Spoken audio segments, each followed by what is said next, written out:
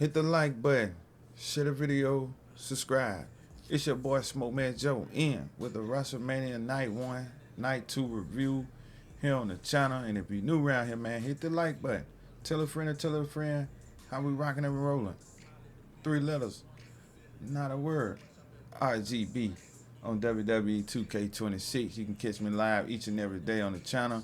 But hey, man, I'm seeing just playing 2K, man, recording some gameplay. I said I might as well just talk about WrestleMania, right? Get my thoughts on WrestleMania Night 1 and Night 2. And really don't got much to talk about Night 1, chat. I'm going to say that. Really don't got much to talk about Night 1. Outside of the ring general Gunther, still in the show against Seth freaking Rollins. Give it up to both men. To me, both men had without a doubt the match of WrestleMania, in my opinion. But yeah, we kicked things off with who it was, LA Knight and the Usos against Speed and Theory and Logan Paul. Tag match, nobody really gives a damn about. Just be honest with you, man. That match was put together just for Speed to get his moment. And, you know, that's all cool and all. But the fact that you got him and LA Knight going back and forth and LA Knight, you know, crashing his stream and all this crap just to have LA Knight hugging all on him, you know, after he did what he did against Logan Paul, man, that's just crazy, man. So, but again, it was on the free portion of WrestleMania. But, hey, man, it's an L moment, in my opinion, all the way across the board. Shout out to Speed for getting this moment. But, hey, if I had to get a W or L, I'm going to give it an L. And that's an L moment to kick off the whole weekend of WrestleMania. Moving right along, we had Jacob Fatu, yada-da-da-me, Fatu, going one-on-one against Drew McIntyre, the badass Drew McIntyre. Love both men interests. This kind of gave you, like, okay, this is WrestleMania. One of the very few matches that had a story going into it as well. And I thought they did a great job. I thought both men really gave it their all and really, you know, did a good job in their matchup for the time that they had to do what they did. So that was a W, in my opinion, you know, to really move Jacob up, in my opinion, because that's what it's done. I don't think this loss is going to hurt Drew whatsoever. So the fact that Jacob got this win, he's 2-0 at WrestleMania. He got a lot of momentum. You know, he away from Solo, hopefully, for good. You know, so damn, yeah, man, let's hope we can get some gold, man, like world title or WWE title around Jacob Fatu's waist this year, because I think that man got great things in store for him the rest of this year, man. So WWE, don't drop the ball with Jacob, man. You might have something with him. Moving right along, and we get back-to-back women matches for the, you know, the pay-per-view part of WrestleMania.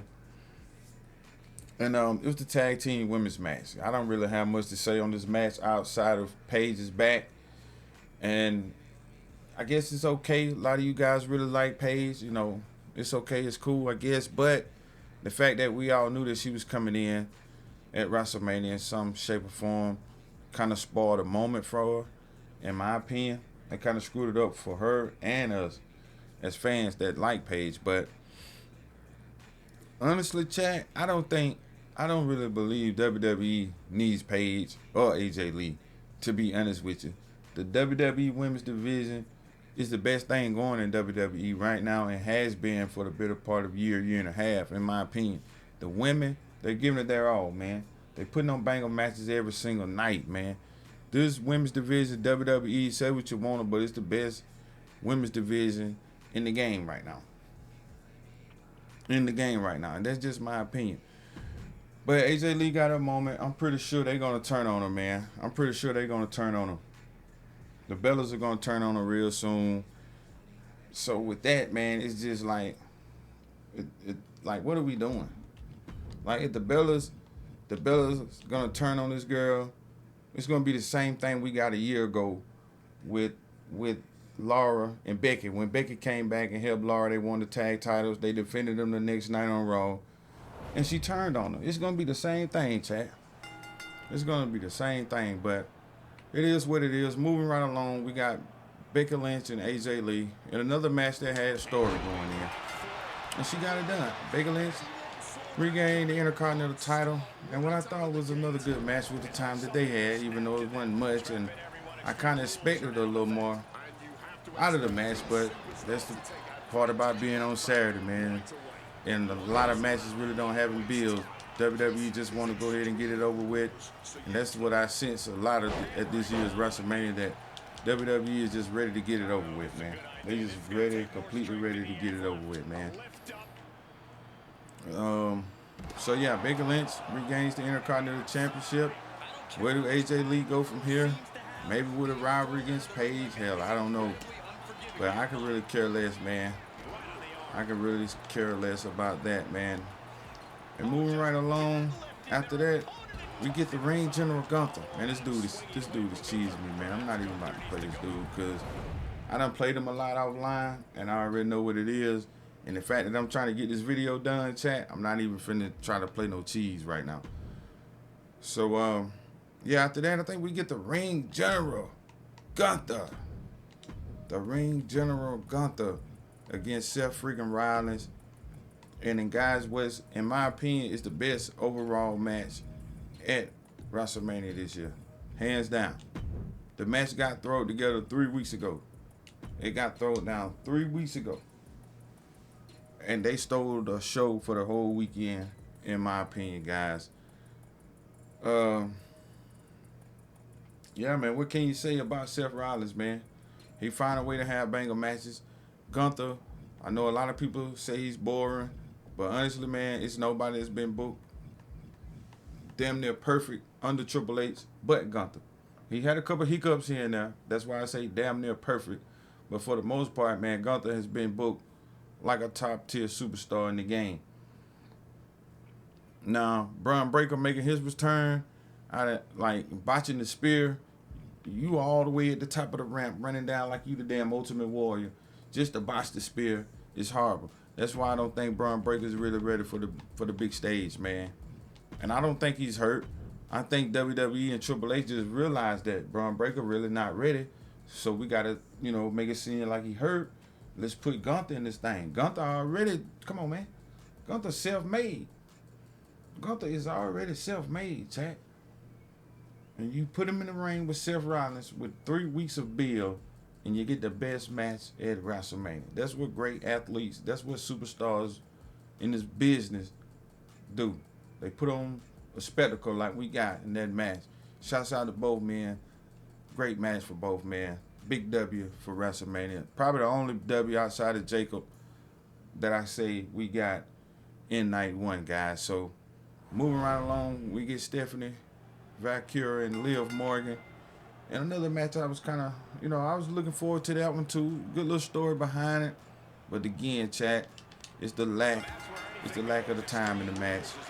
These girls, I think should have went at least 17, 18 minutes. That's just my personal opinion. But this match went by too fast. And I guess you could say Liv Morgan got a WrestleMania moment. But I know she hate that she got that big ass knot on the side, right there on her forehead, man. I know she hate that, bro. So, but it's still a good win for her. She won the Royal Rumble. She won the title at WrestleMania. Where does Stephanie go from here, chat? That's my thing. Where does she go from here? Because, yeah, she was rushed up, but I can say her title reign was way better than Jade's. And, yeah, I thought they would give her the rub. At least one up on Liv, but nah, WWE say no, we're going to roll with Liv here, and I guess we're going to get Liv and Raquel here. And then I guess it's going to move to Liv and Roxanne, because I think that's where the money matches is. I get it. A lot of people want to see her and Liv and Roxanne go at it.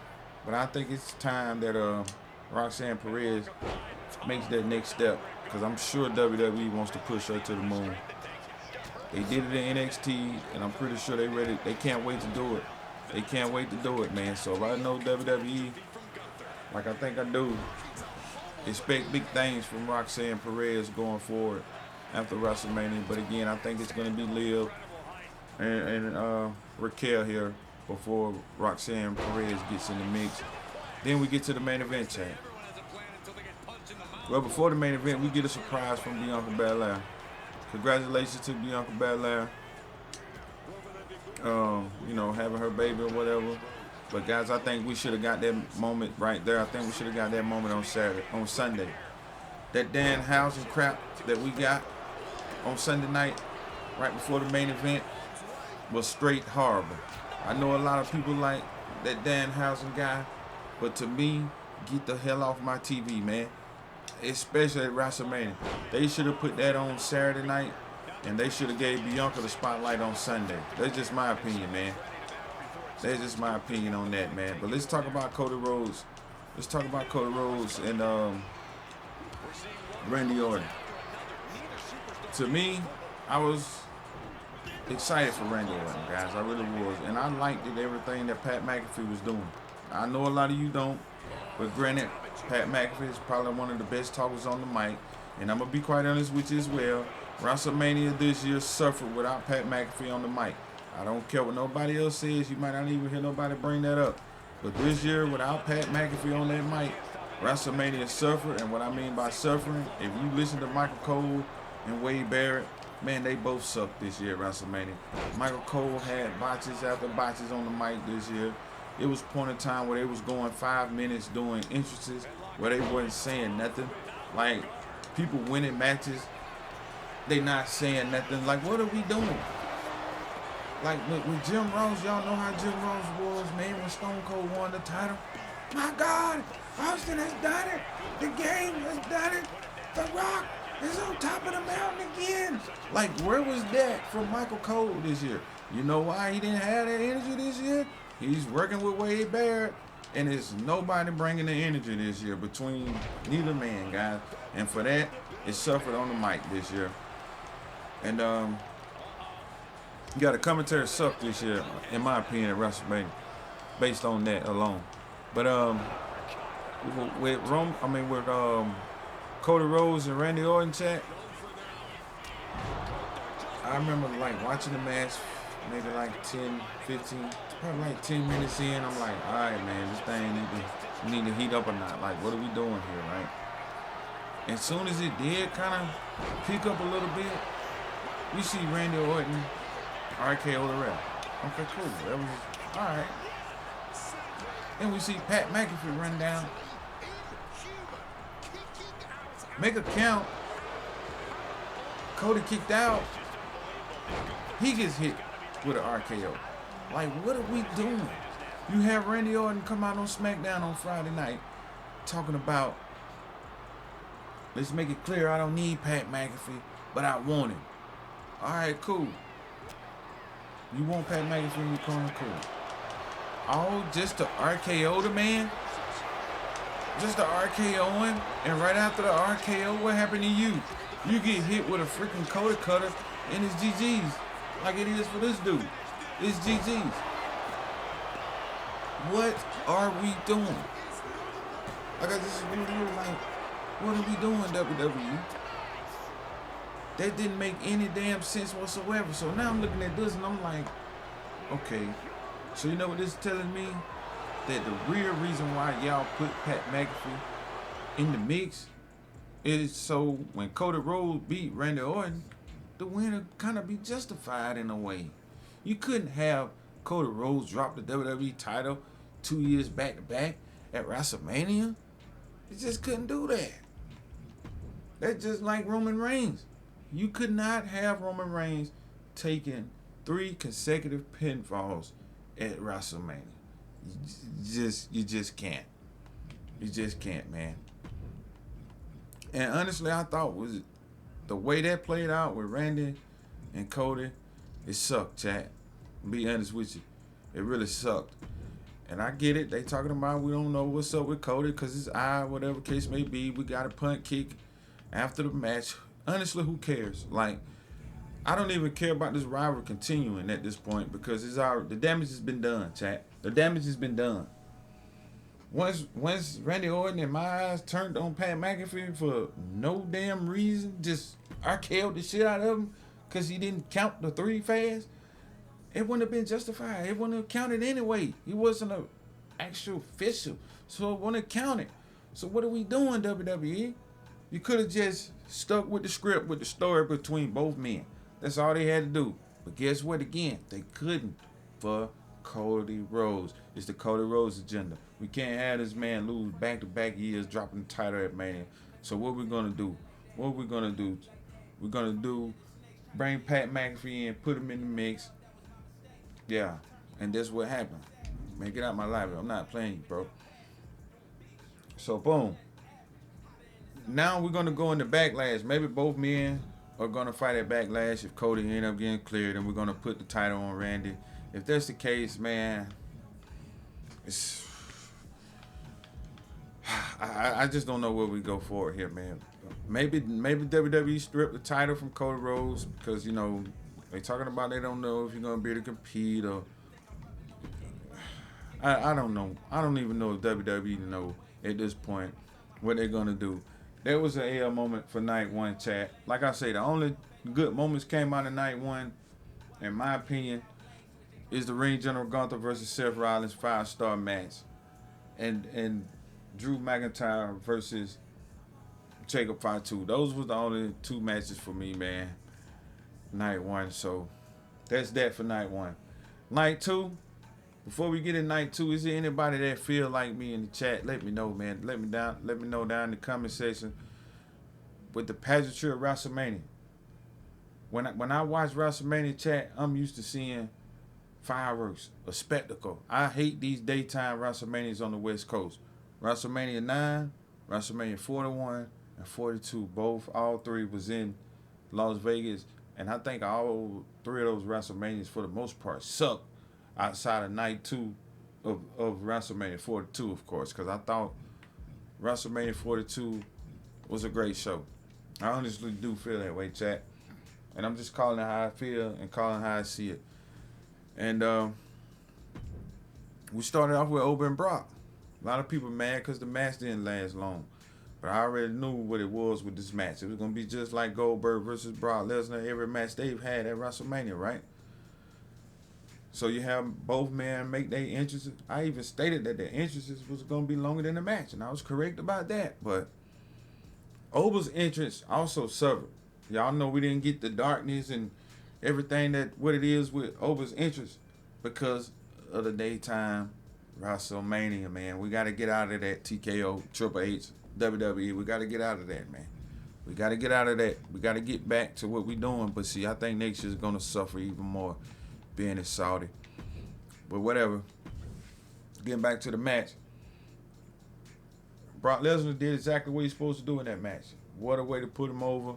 Shouts out to Brock. Shouts out to Oba. Great way to kick off WrestleMania Sunday. It made it feel like WrestleMania. And I thought the momentum continued until we got to a certain point, which we'll touch on a little bit later. But yeah, then after that, we get what people saying Brock Lesnar is retiring, which I'm not buying one bit, and here's why. That might be the Brock Lesnar's last match at WrestleMania, but that's not Brock Lesnar's last match, chat. We're issuing into the Brock Lesnar story right now, where it's going to end probably at SummerSlam in his hometown of Minnesota. We all know WWE doing these 2-night events for SummerSlam now.